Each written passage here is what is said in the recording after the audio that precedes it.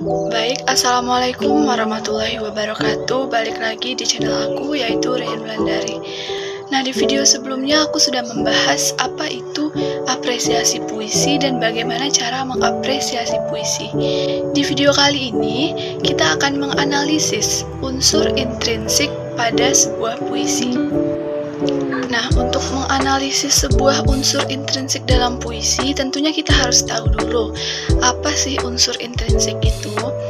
Menurut Waluyo, tahun 2000 halaman 1 mengungkapkan bahwa puisi adalah karya sastra dengan bahasa yang dipadatkan, dipersingkat, dan diberi rima dengan bunyi yang padu dan pemilihan kata-kata kias atau imajinatif.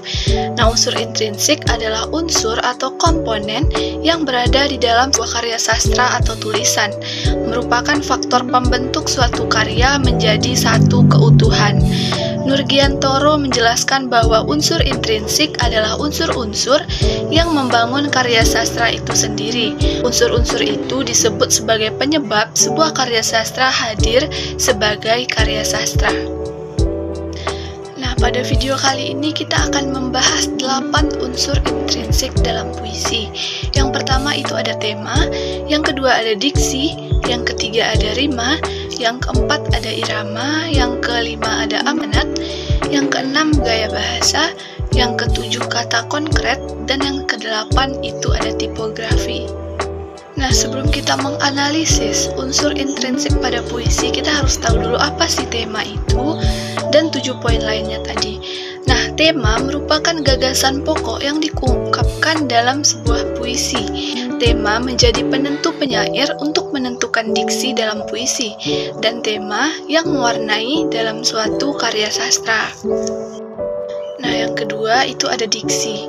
Diksi merupakan pilihan kata cenderung sinonim kata, memiliki 2 fungsi, yaitu fungsi estetis dan fungsi ekspresif.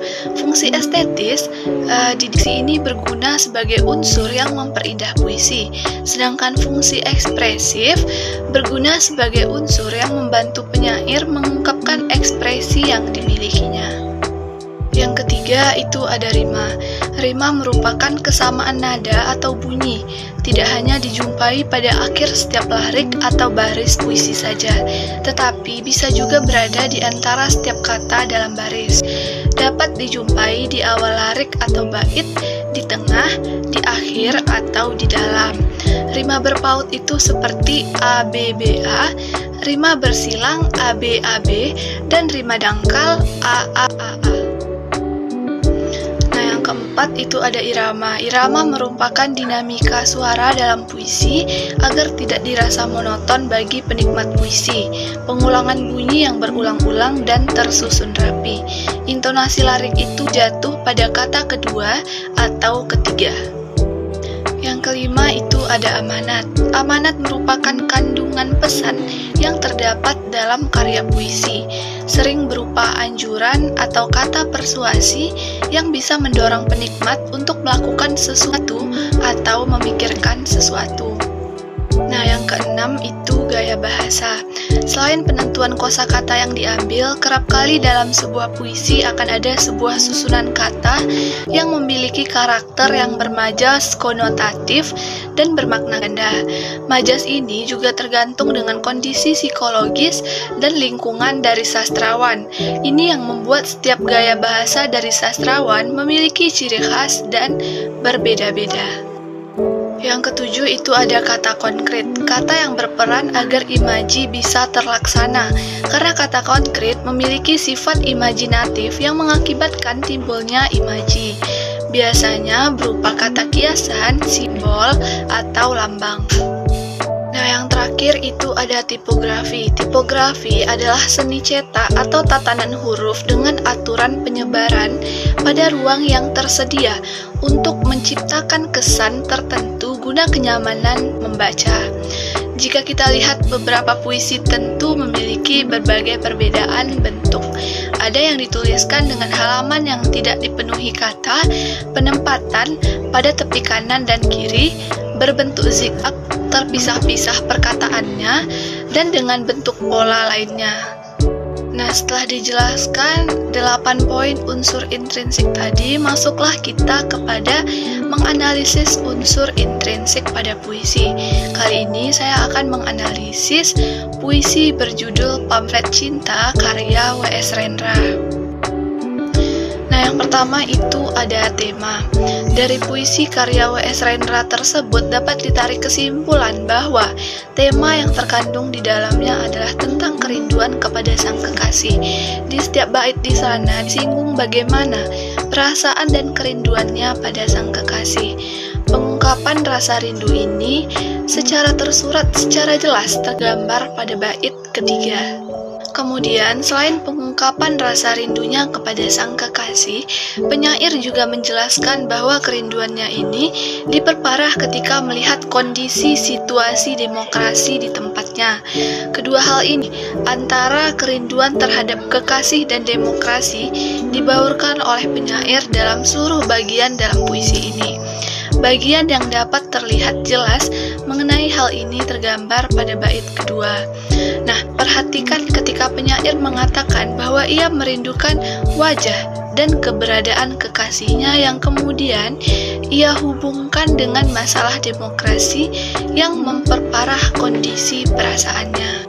Nah, yang kedua itu ada diksi. Dari puisi tersebut terdapat diksi atau pilihan kata yang penyair pilih adalah bahasa dalam kehidupan sehari-hari, seperti kata nyamperin, kalang kabutan, pantatku, seret, nongol, bunting, seperempat, dan bego yang terdapat pada bait ke-1, ke-2, ke-8, dan bait ke-9. Nah, yang selanjutnya itu ada rima. Pengulangan bunyi atau rima yang terdapat dalam puisi karya W.S. Rendra ini terdapat beberapa jenis rima, diantaranya rima internal, eksternal, dan rima asonansi. Perhatikan bait pertama yang kemudian dijadikan atau diulangi kembali pada bagian penutup. Nah, pada bait di sana ditemukan pengulangan bunyi huruf vokal yang sama yang terjadi pada satu baris yang sama atau disebut dengan rima asonansi. Perhatikan baris pertama yang menjadi rima asonansinya adalah bunyi I. Kemudian di baris keduanya adalah A. Kemudian pada bait kedua itu terdapat rima eksternal, yaitu pengulangan bunyi yang terjadi pada baris yang berlainan. Nah, perhatikan pada ketiga baris di awal terjadi pengulangan bunyi kata aku.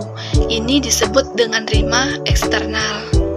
Sedangkan rima internal terdapat pada bait ketiga, aku inginkan kamu, tetapi kamu tidak ada.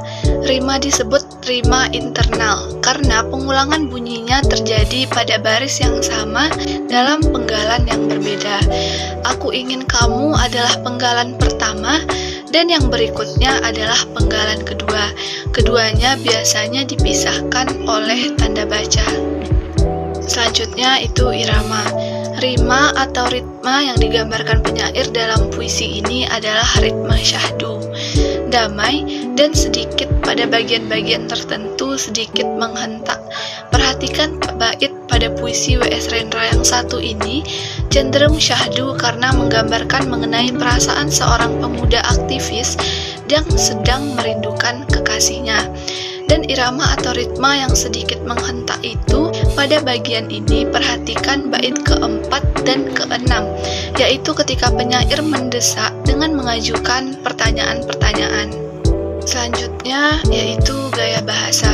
Pada puisi karya W.S. Rendra ini, gaya bahasa yang dipakai penyair adalah bahasa personifikasi dan hiperbola. Perhatikan pada bait kedua, di sana penyair berkata, aku menyaksikan zaman berjalan kalang kabutan. Aku melihat waktu melaju melanda masyarakatku.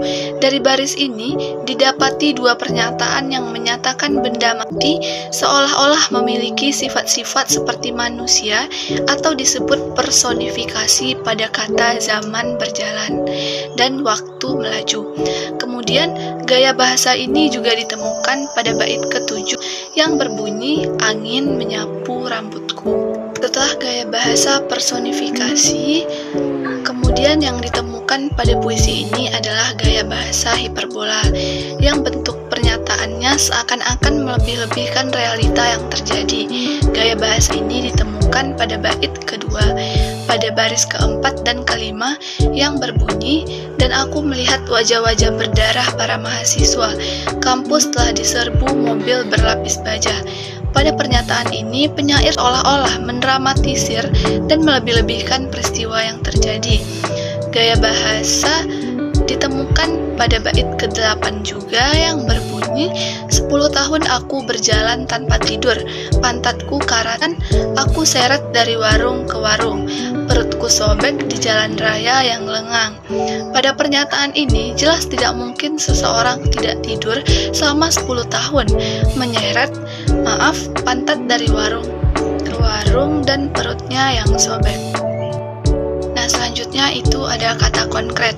Pada puisi tersebut terdapat beberapa kata konkret yang semakin menjelaskan suasana seperti apa yang coba digambarkan penyair. Misalnya pada bait kedua, pada baris yang berbunyi, "Aku menyaksikan zaman berjalan kalang kabutan." Pernyataan yang dilontarkan penyair ini menjelaskan dengan tegas bahwa zaman yang sedang dihadapi penyair saat itu sedang dalam kondisi yang kritis, terjadi banyak kerusuhan, banyak ketidakjelasan, atau mengarah kepada kekacauan. Kemudian pada bait ke-9 yang berbunyi, "Aku bernyanyi menikmati hidup yang kelabu." Di sana jelas menggambarkan situasi yang kontradiksi yang dirasa penyair, di mana ia harus melewati kehidupan dengan berbahagia, sedangkan lingkungan di kehidupannya sendiri kelabu. Ini akhirnya menimbulkan dan menegaskan sebuah keironian. Nah, yang selanjutnya itu ada tipografi. Penampangan atau perwajahan dari puisi ini adalah penampang puisi modern pada umumnya, yang sudah tidak terbatas pada aturan-aturan struktural, seperti dari jumlah baris per baitnya, kemudian rimanya yang harus berpola. Pada puisi ini, jumlah baris di setiap baitnya ada yang 2, 3, 4, 5, 8, dan 12. Pada puisi ini juga terdapat beberapa baris, posisi baris pada umumnya. Perhatikan pada bait kedua dan bait ke-9. Pada bait kedua dapat dilihat bahwa pada baris yang berbunyi ketegasan posisi barisnya sedikit merojok ke dalam. Hal yang sama pun ditemukan pada bait ke-9 yang berbunyi liar. Kemudian, pada puisi karya W.S. Rendra ini terdapat beberapa tanda baca yang digunakan penyair guna mempertegas pertanyaan-pertanyaan yang coba disampaikannya. Di antaranya tanda titik, koma, tanda tanya, dan tanda seru. Nah, yang terakhir itu ada amanat.